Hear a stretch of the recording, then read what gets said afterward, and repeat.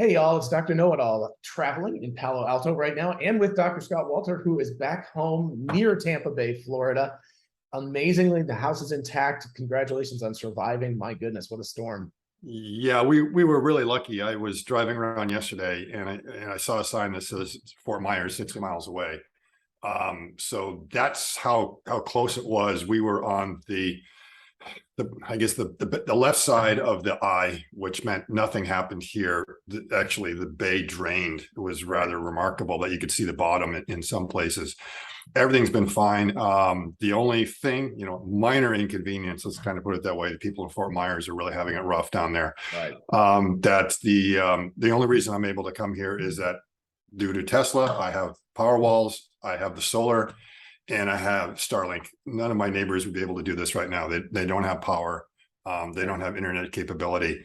So again, the resilience of having something like that in this kind of situation. The other thing I would like to point out is, I don't know, through fate or accident, somehow I managed to order 2 Starlink dishes. So I have extra connectivity, and I've been trying to reach out and find out if there's anyone in like the Fort Myers, Punta Gorda area that needs any sort of connectivity, if it would be a help. I don't want to drive down there and get in the way of everything, but if someone is able to say, we absolutely need something down there, I can be down there in an hour and have that set up and running. So if anyone, just kind of reach out to the channel or to our Twitter accounts and find out. And obviously to those of who are watching or will watch in the future who are down in that area, our hearts go out to you, because man, yes, absolutely, absolutely. And anything we can do. I mean, there's technology right now that we can help. A lot of times the problem people have is they just cannot communicate with anyone. They can't let everyone know that they're okay. They say the phone systems are down, no one can call or anything like that. And there is technology, it's just getting it in place. Like I say, I'm like an hour away. Cool. All right, so from that to more positive news, let me see if I can clear my screen here. Here we go. And so this Elon Musk retweeted this. This is officially from Tesla. I'm going to try to go full screen. Is that working? Can you see that? Yes, I can see that. Okay, so now we have full screen. This is, I'm going to say, given the fact that it's coming out on AI Day and the fact that there's a little bit of jerkiness to it, that this is not a CG render. It's got cool lights on it, but that this is reality. And Elon tweeted out to someone that said that this is not CGI. Oh, he did? I didn't see that. Okay. Now, if it's not CGI, does it mean it's Dolly? I don't know. Does that count as CGI? But I guess he didn't say it's real, but he says it's not CGI, which it must be. And I'm thinking that usually someone, when they do a CGI, unless they throw some sort of randomization in there, everything would be absolutely a perfect mirror. Exactly. And yes, and it would be smooth, like it would be smooth, and we can, and we see that the normal kind of thing you build to quote identical mechanisms, and they don't quite behave identically just because there's going to be that little bit of variance in there. So both thumbs behave a little bit differently. It looks like it's probably like a GIF image, so that's part of the reason it's very jerky. We're not getting all the frames.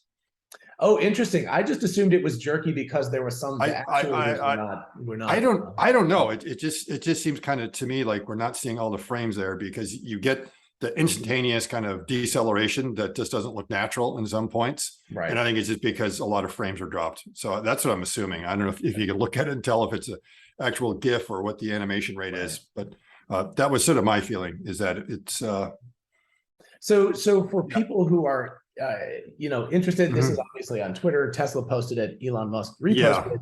But so what is your insights about this? I guess my first insight was, I was too busy cleaning up yesterday that I didn't, look too much at any tweets that were out there. And you finally sent it out to me. What were my thoughts? And I looked at it, and at first I thought, oh, some Tesla fanboy did a really nice animation. Right. I thought, no, looks like they got it right. And then I looked at it and go, oh my God, it's from the Tesla verified account. This is for real. So some of my first impressions I've changed as I've been going through and looking at that. And, the first thing was that we can see that if they are doing physics simulation, it's pretty good physics simulation, because, we can see the fingers bouncing off of everything. I was wondering how they actuated everything. And at first I thought, and if we look kind of down here, I don't know if you probably can't see my cursor. I can see my cursor, but if you look on the left thumb, and you look at the middle joint, and you'll see there's something that kind of sticks out as it moves down and it snaps into place. And at first I thought, okay, is that what we thought was maybe like the tendon? Because it's almost flat looking. So I think like maybe it was like a belt tendon. Right. And then I realized like, no, they snuck a tiny linear actuator in there. Because that's typical of what happens when you build a mechanism like that, that right towards the end of the extension, it just kind of snaps really quickly, because that's when your trig functions just kind of change rapidly. Yeah. And so that's why that angle kind of snaps in and how they go there. So I'm pretty sure there is a linear actuator along the thumb. Okay. And then I think they may be doing the same things in the fingers. And again, finger count. How many fingers do you think there are? 1, 2. Oh my goodness. I'm not sure that there are. I always say 4 fingers on, and then the thumb, but it might. I see 3. That's all. I mean, I see 3 PO. No. It might only have 3 fingers. I think we see 3 fingers for sure. I mean, you get glimpses of 3 fingers, but then you see the blue that shows up on the back at the very end. I'm wondering if that's the pinky. So the pinky kind of reveals itself at the very end, that you can sort of see something there. Right. The other thing is, we look really closely in the very last image. So if you freeze it at the very end, let me see if I can. And if you want, I can switch over. I've got a shot of kind of everything. Oh yeah. Let me stop sharing the chair. Okay. I'm going to go ahead and whoops. I do love the fact that you can see either the tendon or the linear actuator in the thumb, like actually relaxing into place as it falls. Yes. Yeah. Kind of as it falls in. Okay. Yeah. So what we're thinking here is the pinky. And if you can see, I don't know if you can see my mouse going along here. It looks like these here might be actuators, and there's an actuator in here, the linear actuator. Basically, it's the rod or the piston in the piston cylinder. Yeah. So I'm going to kind of draw along here. There's a very black kind of rod mechanism here. And let me see. Why does my pen want up? Okay, it should. Let's see. Is this showing up? There we go. Yeah. Yeah. So right along there, we have some sort of actuator. And if you draw this line out, it appears to almost intersect with this joint right there. And I think in here, you can, what's hidden in behind here is probably what is the actual actuator. And I tweeted something out like this, the mechanism just poorly done. And this probably comes over here and at some point might be pinned about there. Okay. And so if that's the case, are you thinking that there's a counter tension going through the back of the hand? Well, there's 2 things. Is this lined up, I think, almost perfectly. I'm not sure if it's exactly perfectly. You can see in there. What could be happening is that rather than this actually be pinned off there might be something that comes out here, and then you've got a rotational joint there about this pin here, and you get what's known as a quadrilateral mechanism rather than a triangular one. And the thing with a quadrilateral is you have to do something to define one of your angles, and none of the angles are well defined. All the lengths are fixed here. And then you have this moving one. And what they probably would do, and this is what I'm suspecting, is that you could have like a torsion spring in around here. Okay. Kind of fight that. And so there's going to be a little bit of force, which is why that the end, which is the distal part of your finger, why that kind of moves out when it feels like it, when it's getting enough sort of torque to overcome that. Right. So at first you're extending this, and that's causing the proximal part of your thumb or your finger to move. The bigger, longer part, that's going to get pushed up because it's experiencing most of the torque. And then the distal is trying to stay in there. But then if it meets any sort of resistance, it's just going to react until finally you get full extension. And that was kind of I think the same thing happened down here in the thumb, is that if you'll notice, and I'm going to, let's see if while you're doing my that, video shows I think it's important to note that the extension force is not important in a hand for doing work. Yes. Like to be able to push like this direction. So all it has to be is just a restorative force to straighten out. So it pushes it out. And then of course it can pull it in, and you can get a good clenching force in there as well. So when it goes in the opposite direction, it's going to clench in really well. And because you've got a little bit of a springiness in there, you get the compliance you want. So it's not going to, crush your Coke can or do something like that. But if you also notice that when we get full extension, so when at some point, when we get the full extension down here on the distal, you'll then notice the proximal part really starts to move at that point. So down here in the thumb, it seems like it's the opposite of what's going on in the finger. They're trying to get the thumb to come out first. Right. And then when the thumb comes out, then the rest of it starts to move. And then when you'll notice when that extension happens, that suddenly the rest of the thumb really starts to move. Right. The joint in down there. So that's why I suspect they actually, so we're going to see it in here. And yeah, it's moving a little bit because you've got a little bit of a torsion spring. You're pushing against it. And again, I think we can see right along here is probably where they're pushing. And then you have a lever here and a lever there, and you continue to push. And then when it gets out there all the way, the only thing that's left is for the inner joint of the thumb to move, especially over here. It's really obvious here. When you get full extension there, it goes. And you notice how it kind of counter moves right at the very beginning. It's almost like it wants to go up rather than out. Which is odd to me. So the first motion is the wrong way. So it's telling me there is something trying to counter that. Because, I see that. Yeah. Which is, it's really kind of weird, but I think they have one actuator. Otherwise you would have to have an actuator per joint. So the way you get around that is that you have that torsion spring, which is pushing it back to kind of keep it the way that you want. Right. And then you have one actuator that gives you this illusion that, wow, both joints are moving. They must all be actuated. So they might still be keeping to their claim that they only have 6 actuators for the hand. Okay. And the other actuator, I'll point out one other thing that I find fascinating about this. If you look at the left hand, the bottom thumb joint is a Phillips head, the screw. Where the thumb, and the other ones are some sort of like, I don't know what the connector, they look like more like hexes. But it looks like, I mean, these are such early prototypes. It looks like they it's really early.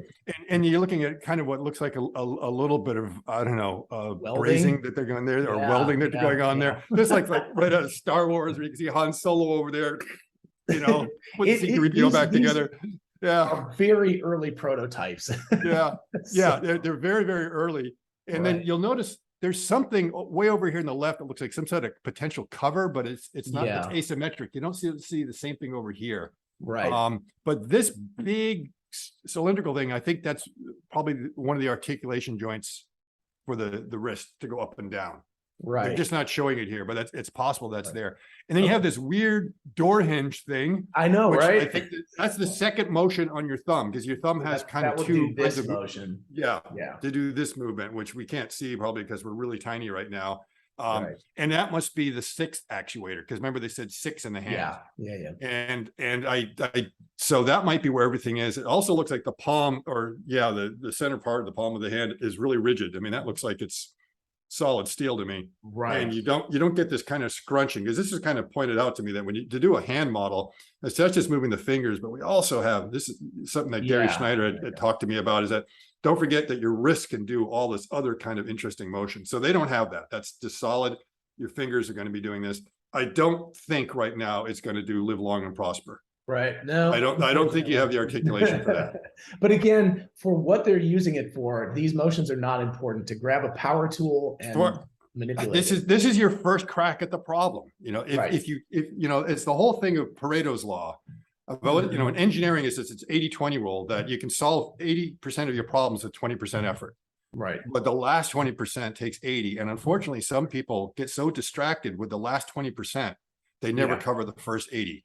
So you got to get something out there. You got to get started. You start moving fast. You learn all sorts of lessons. And it's usually from that's where you get the insight on how to solve the last 20%. Right. Because now you say, aha, that's how it's working. That didn't work. This works. So that is the approach, is you just plow ahead. And if things blow up, so what? You don't want to be overly cautious. Otherwise, you will not get any progress on anything. So just start working on it. Just start. And so it seems like it's a lot there. They obviously have some sort of pads or something on here. I was just going to point that out on the fingers and the thumbs. I don't know, you know, if they're sensitive or if they're just there as pads to make it easier to grip. Right. So you want to have something that's a non-slip surface. Like a rubberized type of material. So obviously if you're picking something, slip. And clearly they're going to put some sort of glove over this thing, because you have a lot of pinch points here. I mean, you can see that where the joints close, that something could snag and get caught in there. So you need to make something on there that's going to cover that up eventually. But I mean, this is amazing. So that means that these pads are temporary just for the prototypes, and then when they put the glove over probably eventually there'll be some sort of glove, or there'll be something there. I mean, they'll probably come up with some sort of clever solution to be able to cover that up. you know, it may not be a full glove. It might be that it's only in certain areas they put some sort of covering around it. Gotcha. Who knows? Who knows Certainly what they're going to certainly the hinge joint where the thumb is looks like it's just an ouch. Again, this is like one of those problems. Like, don't bother solving it right now. Right. We haven't got the rest of it nailed down. When we get that part nailed down, then we can start worrying about how we go ahead and cover that up. Right. That is a simple problem. So let me ask you this question, Scott. One other question. I know we both have things to do today, but the thumb, if the thumb actually actuates backwards from the fingers, how do you get the grip strength with the thumb?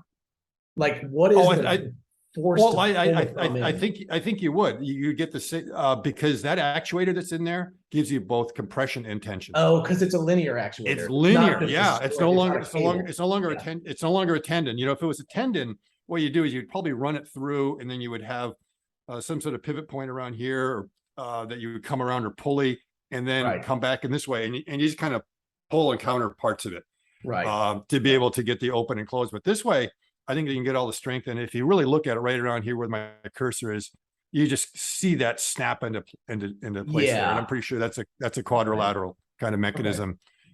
And up there, I mean, and you're just kind of seeing it sneak through here. You can just see those actuators in there, just kind of making a little cameo appearance right at the end. I mean, the lighting on this is really tricky, almost like they intentionally are trying to hide what's going on there. But as you can also see that what they're doing is they're fading up the more pinkish light. They're fading it as the hand opens, so they've timed it out.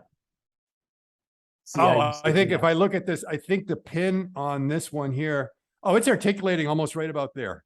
I was thinking the articulation point is back there, but I suspect that because if you kind of look at how that thing is moving, the way it's orbiting about, it almost looks like it's a point right about there. Yeah.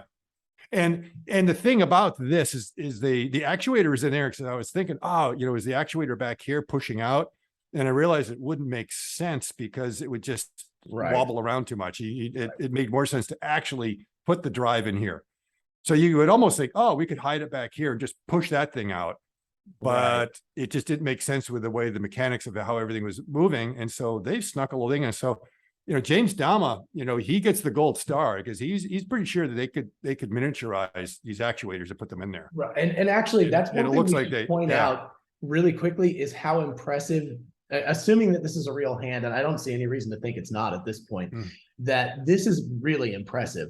Like, this is a lot of stuff to cram into a tiny little space. So yeah, it is. But the thing is that by doing that, you simplify all the stuff that's going on here, because the only thing that has to go through your wrist now is just the power. Right.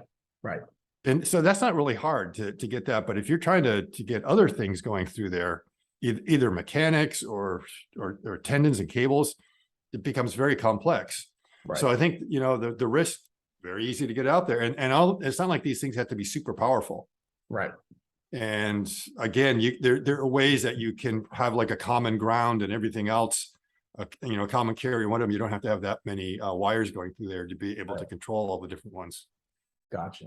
Yeah. Wow. So, all right. Any other final thoughts? Talk about. I mean, this is awesome. I can't wait to see what the wrist does tomorrow. I mean, that was my snarky remark. Not tomorrow, tonight. They get the hand animation good, but let me see the wrist. Wink, wink. It's like we're never satisfied. We're just never satisfied. Yeah, someone said to Elon, I want to see the wrist. Come on, that's really where it's at. But no, this is pretty interesting because obviously there's way more articulation here, and solving the hand is one of the bigger problems. And it's just and now you just have the AI to figure out how to do the control. That's true. Yeah. So they probably have a pretty good model, proprioception of figuring out what's going on. And proprioception, that's a topic we've got to take up and talk about, because it's amazing. And it's not obvious what kind of proprioception they can have built into this unless they have force sensors built into the hand somewhere that can feel how much. Yeah, there's going to be a certain amount, but if you get enough of it and you come up with some sort of model, and I'm convinced there's neural networks would probably be able to do a pretty good job of it, because our own neural networks just do an amazing job. At some point, I don't know, did we do this in one of our videos or not?